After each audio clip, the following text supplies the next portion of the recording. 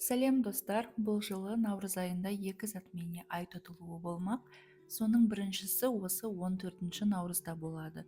Бұл жолы бұл ерекше астрологиялық құбылыс Бикеш Дева белгісінде болады, және бұл соңғы 9 жылда болып отырған алғаш рет осындай энергетикалық өзгерістерді әкеледі. Бикештер, Девы, бұл затмения сіздің жеке тұлғаңызға тікелей әсер етеді. Өміріңізде үлкен өзгерістер күтілуде. Бұл жаңа имидж, өзіңізді дамыту, денсаулыққа көңіл бөлу, өзіңізді қалай көрсететініңізді қайта қарастырасыз, және өміріңіздегі маңызды адамдармен қарым-қатынастар өзгереді. Бұл затмение осыдан 19 жыл бұрын болған 2006 жылы немесе 2015-2016 жылдардағы наурызда болған затмениемен байланысты. Сондықтан сол кезеңде болған оқиғаларды еске түсіріңіз.